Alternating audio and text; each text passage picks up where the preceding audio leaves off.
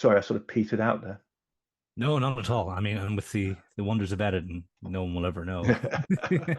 It'll say like I straight in there.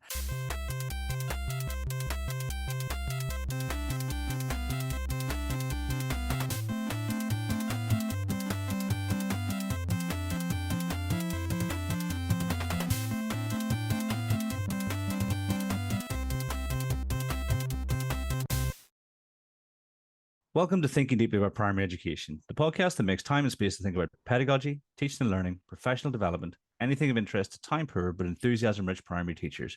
This week, I'm joined by Ben Ebdon. Hi. And we're going to explore the opportunity to change careers and become a teacher. But first, Ben, what you reading for?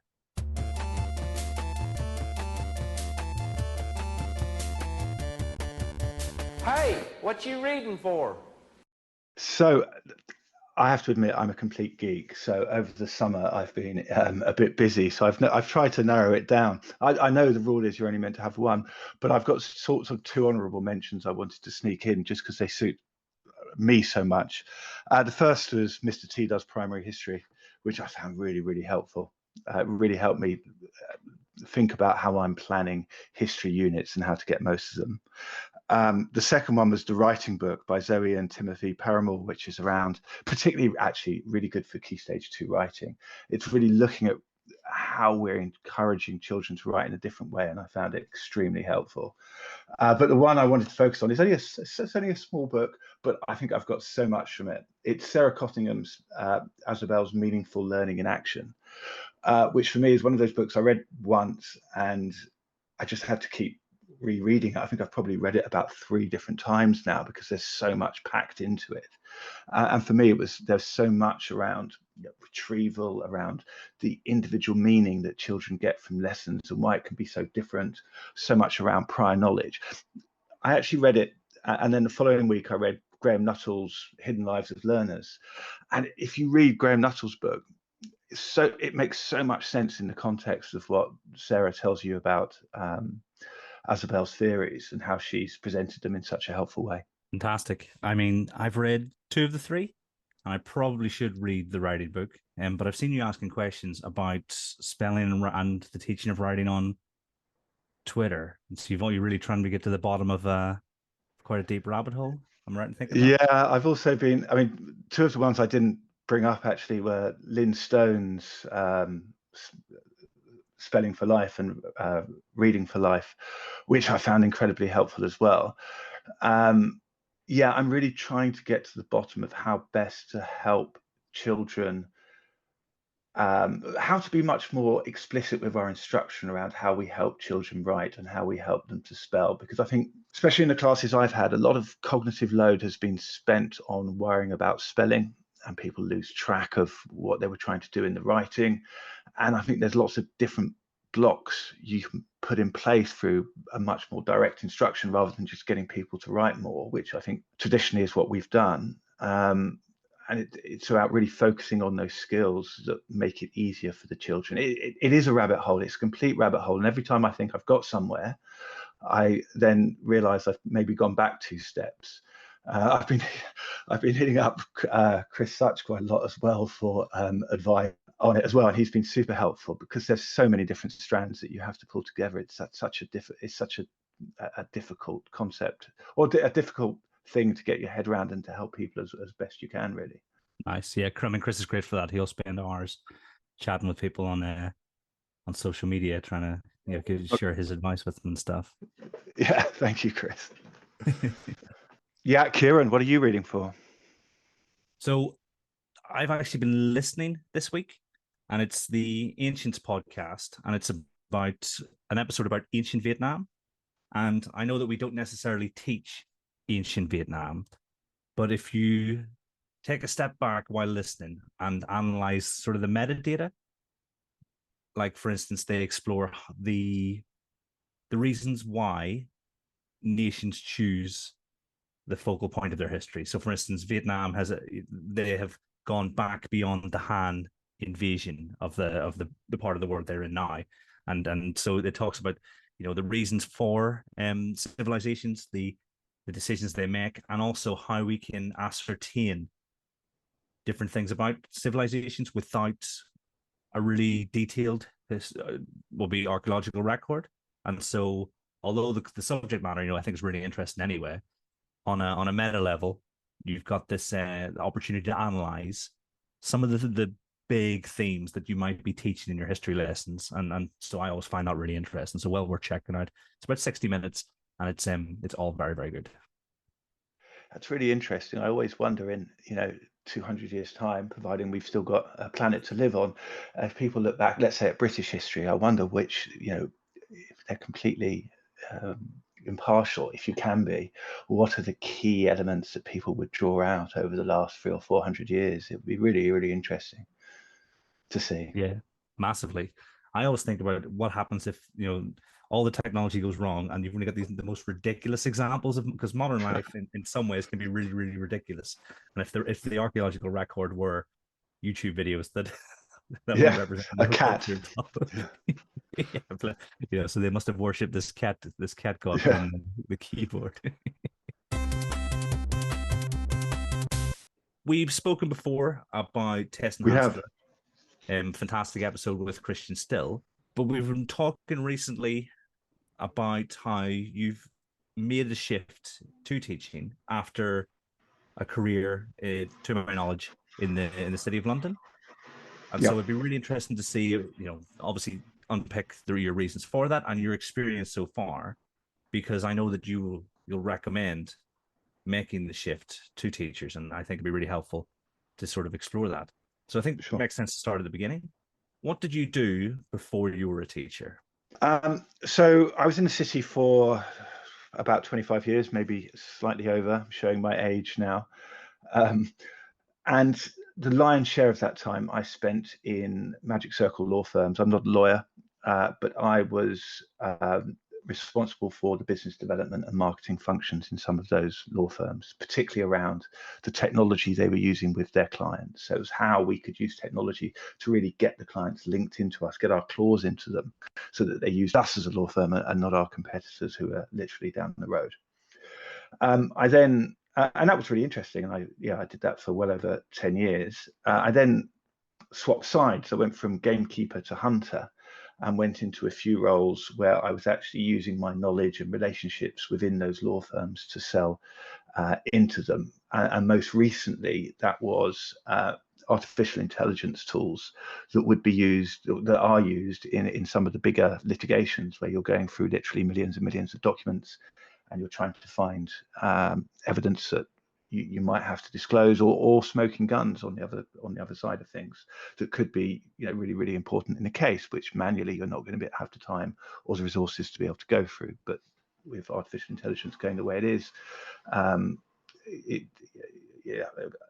it's much easier for a technology tool to do that. And again, it was very, very interesting. But at the end of the day, I think it was soulless, and lockdown happened.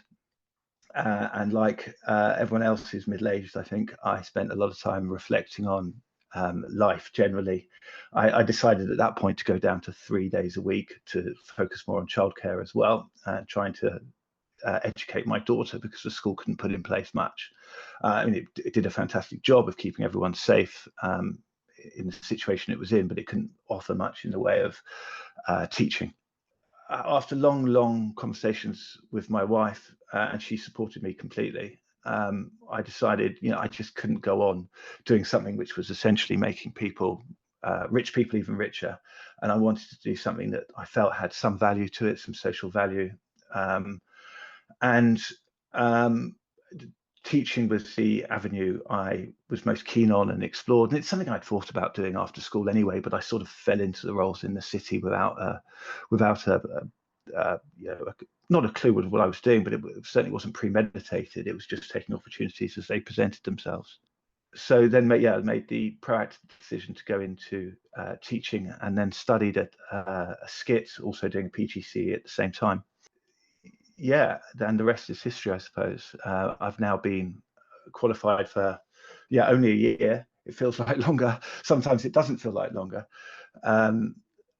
because I think Yeah, I mean, the skit is a great way of getting into teaching, I think, because you're in schools from day one. I was actually in a year one class with 35-year-olds running at me before I'd even done a single session with the skit. So it really was a baptism of fire, but your hand is held quite nicely as you progress. It's not sort of overload. You're not expected to be able to plan lessons from day one. It is very much a gradual process. And I absolutely loved it. Absolutely loved it. So I haven't regretted a single day.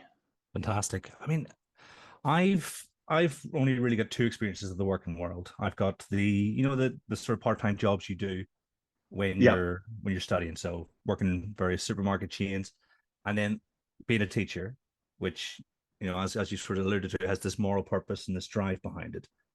What's it like as an adult in a job where, like, as you say, soulless, I think was the word you used to describe it. What Yeah. are you aware of that the whole time, or does it come to you one day that you think, oh, there must be more purpose in what I do? I think for me, it grew on me like fungus, but I was always aware of it. As I said earlier, it wasn't a premeditated move to go into that career. It's something that I took opportunities as they presented themselves, and the role kept growing.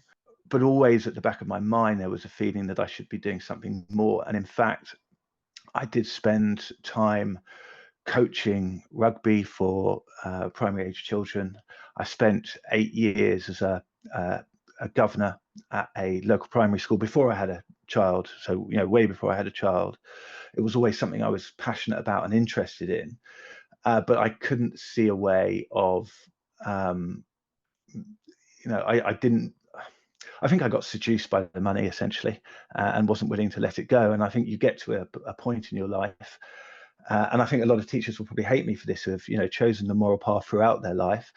But it got to the point for me where I thought, no, I just can't. I can't do this anymore. I have to listen to that voice inside me saying, change, do something worthwhile instead.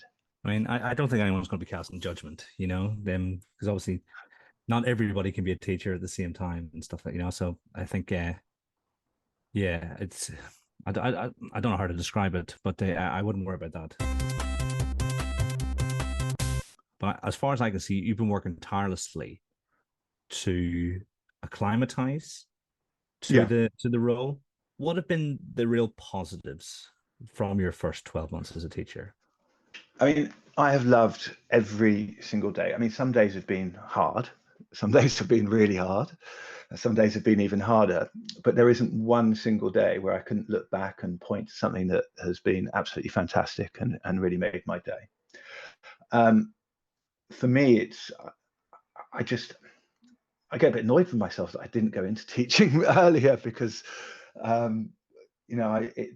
just absolutely love being in the classroom. I love working with the children, and for me, the biggest positive is seeing children who have struggled or who are struggling, but working with them, showing them that you believe in them, and seeing results at the end of the year, at the end of the term, but at the end of the year particularly, where they have taken you on face value when you said, work with me and I'll really work with you on this, and they've done it, and they've come out the other side with fantastic progress. And that's, at the end of the day, I think what makes it so rewarding. But that's not it. There's also all of the micro interactions you have during the course of the day, when people come to you because they're concerned about something or worried about something else that's happening in their lives, and all of those opportunities to be able to help people just make it a fantastic life. It does mean it's, the responsibility on you is huge. And I know I spend probably more time than I should with my nose buried in books and going to conferences and things like that. But the way I look at it is I have a responsibility during the day for those 30 children, at least 30 children, because you're planning sometimes for half the time because we're 2-form entry for next door as well. And I'm aware of how much I don't know, if you see what I mean. It would be fine if I didn't know what I didn't know, but I'm aware of what I don't know. And it's almost like there's a rush that I have to want to be the best I can for them. And that does cause me to put a lot of pressure on myself to read as much as I can, to try and put things in place as quickly as I can. yeah, for those 30 individuals essentially. Yeah, I know that sensation. Sometimes you can't stop. You want to finish Yeah, that in the same day. And even if it means you're reading three different points in the day. I sometimes wished I had done something different as an adult before I went in, because my NQT year, I was learning how to be a grown up at work, and yeah. so I didn't take notes, and I thought I'd remember everything in meetings. I've talked about this before in the podcast. Um, there were certain things, ways of being that I wasn't aware of.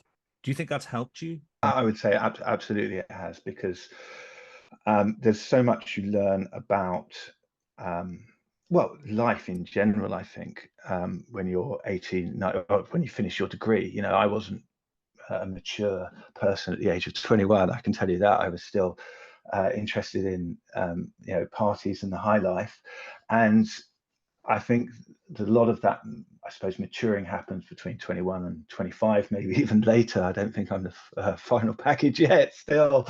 But you're right. There's so much you learn about how the world functions, how you have to be in a job.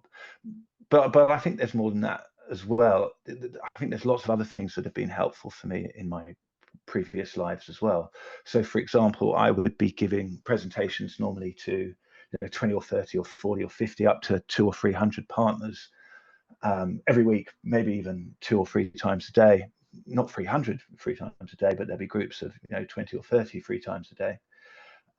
And it's actually a bit like a classroom, because what you're doing is you're trying to put yourselves, you're looking at their micro reactions of how they're whether they're paying attention to you, what their faces are doing. You're trying to scrutinize them at all points, and that's actually very similar to what I'm doing in the classroom. Is I'm looking around trying to put myself in the shoes of the class. What are they taking in? What aren't they? So that there is, on one hand, there's that sort of the growing up, which is, I think, really, really valuable. But on the other hand as well, there are experiences that you can get outside teaching, which can really, I think, prime you. Certainly doesn't get you the whole way there, don't get me wrong, by any stretch of the imagination, but certainly gave me a head start over people that didn't have experiences like that. I think, yeah, particularly public speaking and things like that. Most teachers will say to they're still not too keen on the room full of 100 adults. Certainly my Yeah, wife has been delivering more CPD recently than she has for a while, and she's like, how do you do this all the time? And yeah, I think it's something that needs practice, isn't it? I think it's practice, but I also think it's content knowledge or domain specific expertise. If I'm talking to people about something that I know really, really well, then I'm very, very comfortable. If there are people in the room that I know a lot more than me about a particular subject, then that will certainly set my nerves going. Yes, it's their micro reactions that you're looking at most. Yeah, exactly. Yeah. Yeah. I mean, I've had people walk into rooms and my stomach has just dropped. Like, oh no, Yeah. better make this good. What have been the biggest challenges for you over the last 12 months, or even part of your training?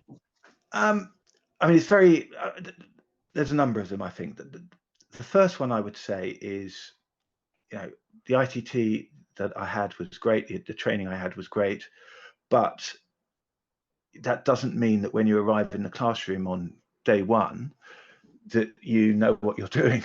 I suppose, in words of one syllable, there is so much more that you have to learn. I think ITT is essentially step one, and I think the government, I suppose, has recognised that with the 2-year ECT course. But I mean, I would very much doubt that anyone could be the finished product after 2 years of just being an ECT. There's just so much out there, and I think for me one of the challenges is slowing myself down. It's not getting myself too realizing that it's going to take time to get there, realizing that I can't be there tomorrow, realizing that there's going to be stuff that I'm still learning in 5 years' time, and no matter how much work I put in, okay, it will improve me, but there'll still be more improvements that I want to make. I think that is challenging. Whereas in the city, in the corporate world, it's very easy to see your success and where you are, and and you can feel, yeah, I'm comfortable at this place. Whereas with teaching, I think because of the responsibility of those 30 people in the room, there's so much I want to do so quickly, and it doesn't work. You can't do that much so quickly. You have to, what I found is I have to really narrow down my focus and put things in place and learn from them, and refine them and refine them and refine them before I get brilliant results from it, or better results from them. So that's number one, is not being the finished article by any means when you finish training. I think another challenge for me is going in. I haven't found it as difficult as I thought I would, but from being in a relatively senior role, going in right at the bottom. But actually, in some ways, I've quite enjoyed that, grabbing coffee for people, or doing photocopying for people, and it's been kind of nice actually to be at the bottom of the pile, if you like. But also, I've been incredibly lucky with the schools I've been in, I think, which have said to you, if you're ready for the responsibility, we'll give it to you. They won't artificially hold you back. So I can only be really, really grateful, particularly to the school I'm in, for the way that they sort of view progress, and the way they will give you feedback you can learn from, but the way they will also give you responsibilities if they think you're ready for them. Yeah, I think you've hit the nail on the head. You never feel like you know everything, or you've done everything, or you've honed everything, and I think the minute you do that, it's almost that's when you sort of start to slip. Certainly I've had points in my career where I thought I've got things cracked, and then very quickly realized, no, I've just been complacent and stuff. So yeah, that can be quite, it's interesting that, it's your internal pressure that you've mentioned as most challenging. Has there been anything from the outside? I don't know. I mean, the one that comes to mind is that you've come from this profession where you've got the canon, you've got these habits and sort of ways of being, and then teaching's a bit more free flow. And obviously there's discussion about how best to teach and how best to engage with the craft. Has that been a challenge, or has that just been something that you've just sort of adapted to? No, that is a challenge, because I suppose the environment I came from, we had very clear ideas and gameplays, if you like, or a playbook about exactly what would work and how to go about it, and we executed it. And obviously in teaching, that isn't the case, because there are so many different variables with those 30 individuals in the room. But I suppose I wasn't necessarily expecting to see such a distinction between different schools of thought about how best to teach children. So, for example, let me explain what I mean by that, because it's probably a bit opaque. When I first started the course, we had our first university lecture, and they said, these are the different theories of learning. You will probably find that you will align with one of these. And, at the back of my mind, I'm thinking, yeah, I'm a social constructivist. This sounds brilliant. This is what I'm, this is me. Yeah. And then you meet the reality of the classroom, and you realize that actually what they're telling me doesn't work particularly well. It might be a theory of knowledge, but actually, if you look slightly more deeply into it, it's not a theory of learning. And I wasn't expecting there to be such a like I suppose, if you like, the trads and the reformers. I can't remember what are the two sides called. Oh, the progs, the trads and the progs. Trads and the progs. Yeah, I wasn't expecting there to be such a sort of gulf between the two theories, I suppose. I assumed, perhaps naively, that that those arguments would have been put to bed, I suppose, and I think in some ways they have. But we still see.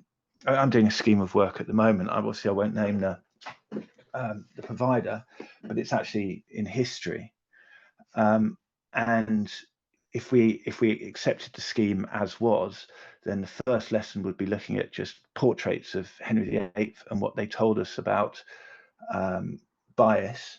The second lesson would be a murder investigation into one of his wives, where there'll be police tape everywhere and things like this, without any focus whatsoever on what actually happened in that time period and why that time period's important. So I wasn't expecting that sort of fluffy stuff to be still so prominent, I suppose. Even though, as I said, when I first started in that first lecture, I thought, yeah, that sounds like me. I want to be one of those progressive people. I'm a progressive person, I thought to myself. But then in the reality of the classroom, you start to realize that I suppose people think with knowledge, and without that knowledge, they can't really think. Having a conversation about why people might have presented Henry VIII in different ways in two different portraits of him without knowing what happened in his reign and why people might have held those opinions about him is absolutely pointless. So that was a surprise to me, I think, and still is a surprise to me that we still see that. And maybe I'm being a bit too hard on that particular scheme, or being a bit too hard on that way of learning. But for me, I don't get it. I mean, yeah, I find that fascinating because, again, I've only ever known a world in which everything was up for debate, and yeah, I'd quite like to, I mean, I'm not going to, but like practice medicine, practice law, and see what that consistency of approach is like and stuff. And would you say that it's the only surprise, or have there been any other surprises? Oh no, definitely not. I mean, I suppose one of the other surprises is just how hard it is to teach well. I mean, I go and see more experienced teachers at my school, and they knock you off your feet, because they probably wouldn't have done if I was just observing without the limited knowledge that I've got already. But having built up a bit of knowledge over the last couple of years, you can appreciate what they're doing, the way they're finding out what people's prior knowledge is. They're working on the misconceptions. They've already got really good ideas of what some of those misconceptions are, and that surprised me, is just how hard work that is. When you go to school yourself, you don't have an understanding of actually what's going on. We all think we're experts about education because we all went to school, but obviously we're not, because what the teacher is doing is actually far more complex and far more sophisticated than that. So yeah, just how hard it is to get 30 people working out what their prior knowledge is, what their misconceptions are, how you're going to extend their learning, how you're going to make sure that learning sticks. That really surprised me, I think, and continues to surprise me. And when you watch someone who's a master at it, I think I've watched masters from my day one in training, but as I said, I didn't really appreciate what I was watching there. But the more you know, the more, and then you watch when I watch some of my colleagues, I just think, wow, one day, Ben, maybe Ben, you'll be there. but it's something to aim for. I suppose one of the other things that surprised me, it's a bit about the first one as well, is just how much misinformation is out there as well.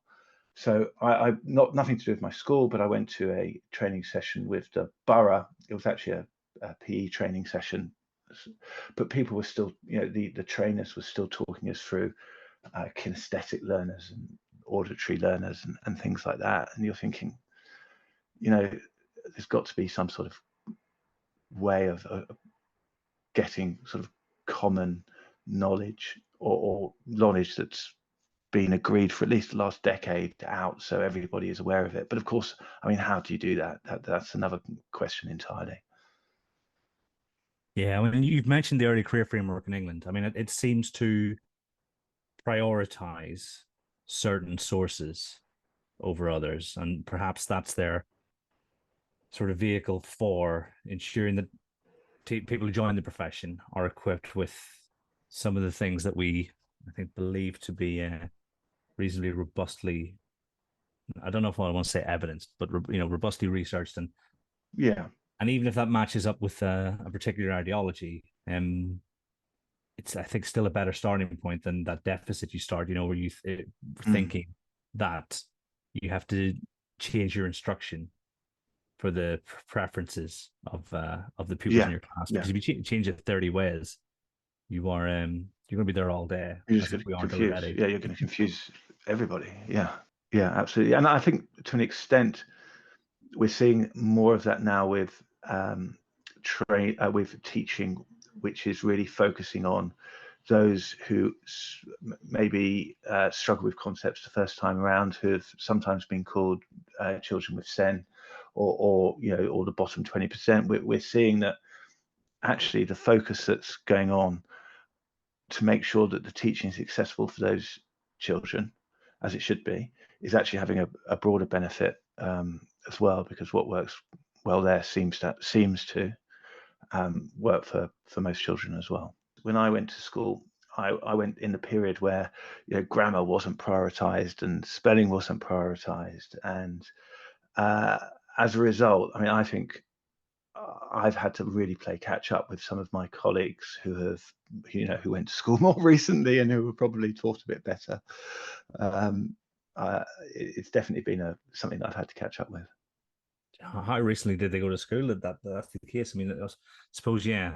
Whenever the phonic check, man, what age are those children? Are they working yet? I'm trying to think, probably not. Oh no, probably not the phonics ones. But just that I lived in a sort of wild west of grammar. I mean, we were never taught about clauses or an independent clause was news to me. I just, it's something I had managed to learn through osmosis, but not everyone can learn that through osmosis, and it's just unfair, isn't it, that people aren't explicitly taught it. Yeah. Well, I mean, the prevalence of the comma splice suggests that lots of people are in the same boat, because and the comma splice was news to me. I mean, I looked at it and thought, I've been doing that for years. I better back my ideas up. Yeah, I mean, punctuation for me is just a way of expressing myself, so I'll fire it in wherever I want it. If it feels right to me, and then ask Chris to proofread it for me.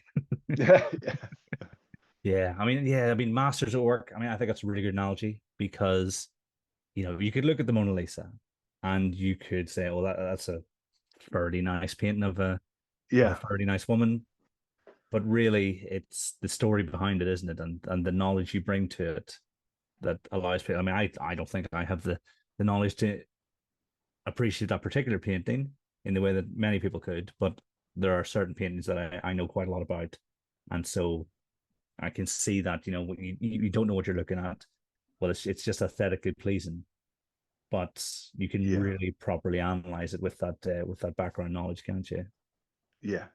And that's made me, and that does. I mean, that's an ongoing process, because every time you observe something, you're learning something new as well, or you're learning a new way of doing something, and it's incredible how it appears second nature to some of my colleagues. It's fantastic to watch. Yeah, I think we're really starting. Don't know about recently, but certainly the conversation seems to discuss more about how we make those behaviors sort of tacit. I don't know. And certainly, I think knowledge can be tacit. I don't know if behaviors can be tacit, but they're automatizing these routines and the conversation around habits and sort of joining routines and things together. I think I certainly feel like we understand and we have a shared dialogue about how we can improve as teachers. I mean, at Research Ed Deutschland the weekend, Stuart Keim from I want to say the great, evidence-based education, and they have their great teaching toolkit, and he did a really, really enjoyable and informative talk about starting off with perceptions of education and great teaching, and then perhaps what we might want to do, and a lot of parallels in what you're saying, I think, and he was almost saying, choose one of these things to get better at this year, and then bit by bit you improve as a teacher. Yeah, because the temptation is just to try and do too much, and then you get nowhere fast. And that is something that I'm always arguing with myself about. Or how about if it's just subject knowledge and something in teaching at the same, it doesn't add up. You do find ways of adding more things to your list of things you want to improve in. But it is a question about prioritizing it, which is difficult.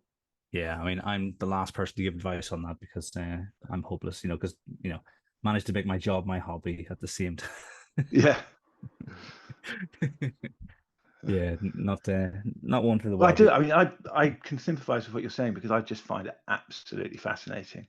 What we know now about how children, or how anyone learns, and how we can get better results. But yeah, and I get fascinated about learning more and more about it. So I think nothing about going on holiday and taking 4 or 5 books with me that I really, really enjoy. It's not painful to read these; it's pleasurable to read these. But whether or not that gives me enough downtime, I don't know, because I'm getting pleasure from it. I'm not finding it a chore to do. So I'm hoping that come September, I won't be sort of absolutely exhausted. Yeah, that is a tough one. I mean, we're almost going down the path of group therapy, but yeah, I had to Yeah, force yeah, myself sometimes to relax. And well, no, you've worked enough. You deserve to, it's 10 o'clock at night. Let's just switch off for a bit. So, yeah. yes. There are different ways that people can change careers. I mean, there's certainly many more routes into teaching than I remember when I started. And there are even some companies have been set up specifically to help people transition from one to the other. What advice would you give to anyone considering becoming a teacher, having already worked in some other field or profession? One thing I couldn't do, but I think I would suggest that everyone does it, is they, before they make their final decision, is they spend more, a few days in a row in a school if they can, shadowing a teacher, so they actually have a real view, have a better understanding of what life is really like. Because I've spoken to people in the last 6 months who have thought, I'll go into teaching because, I won't have to work that many hours, and the holidays are good. And I'm thinking, you're going to get a hell of a shock when you go into it.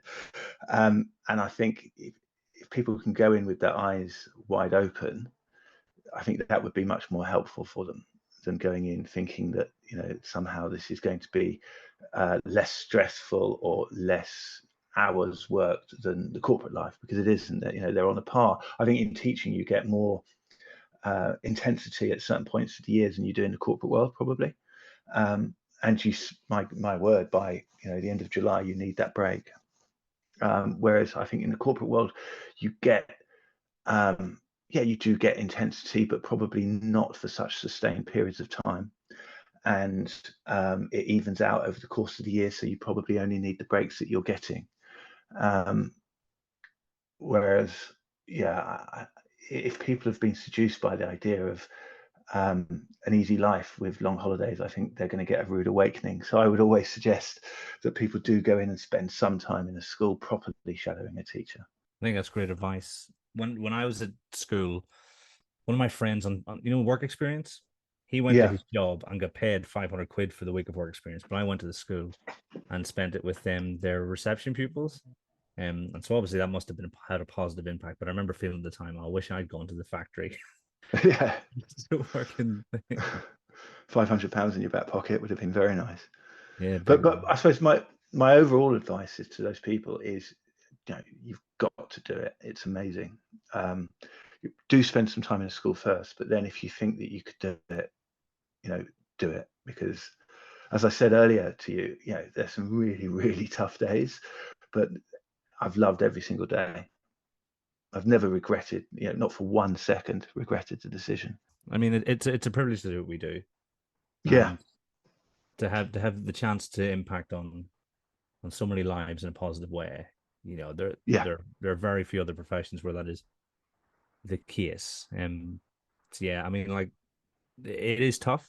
It feels like a worthwhile level of toughness, and that's probably Absolutely dangerous in terms of people going too far and pushing themselves too far for the sake of the children in their class or the children in their school.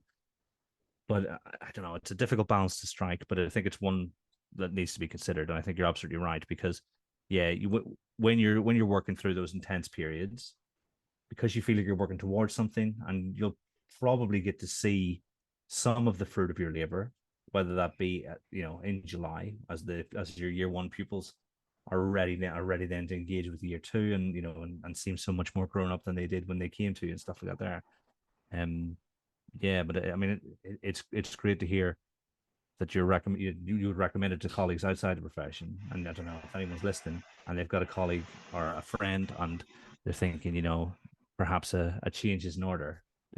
Teaching could be the one to go for. Oh yeah. As I said, I haven't regretted it for 1 second. I've loved every day. But yeah, it is. There's a huge amount of responsibility. At least in the corporate world, all I could really do was lose money. Um, Here, there's people you could lose if you haven't got your eyes on you on an outing or something, but also the whole education, that it's so important for them, and you can have such an impact on them. The responsibility is much greater than in the corporate world. That's fantastic. I mean, hopefully you'll come back and join us for future topics, in particular writing and your investigation into how we can instruct people. Because I mean, I know that's one that writing's a topic that listeners find fascinating and really engage with and stuff. And so, yeah, And it's if you something I found so difficult to teach as well, because I said we seem to, certainly in our training, and perhaps this was a weakness in the training, it seems to be that you model a bit and then you get people to write and write and write, and the more they write, the better they're going to get. But life hasn't panned out that way. I think you've got to be far more explicit about the different things you're teaching them, and that's why this writing book, it's really refreshing. It's a way I hadn't considered teaching writing, and I'm certainly going to be trying that out come September. We're putting the plans together now, so yeah, I'm really looking forward to it. So I think we've got, after this episode, one more episode before season 6 kicks off. So we've got essentially 2 months in which we to sit down and see if we can find a date where we can chat writing and in particular being explicit. Because I think it'll be fantastic. I mean, it's been a pleasure again. Always a pleasure to talk to you about education. And really, I think, yeah, fascinating to hear about your journey and how you find the transition. All I said to do is say thank you very much. Thank you for joining me. Well, no, thank you for having me, and also thank you all the people in social media and research ed and those communities who don't mind helping a novice. It's been, I mean, the amount of help I've received has been ridiculous. So thank you, everybody. Yeah, big time. I agree with that. Teachers are, they were some of the kindest people in the world with their time and their efforts. Yeah. So 100%. And to everyone at home, until next time, thanks for listening.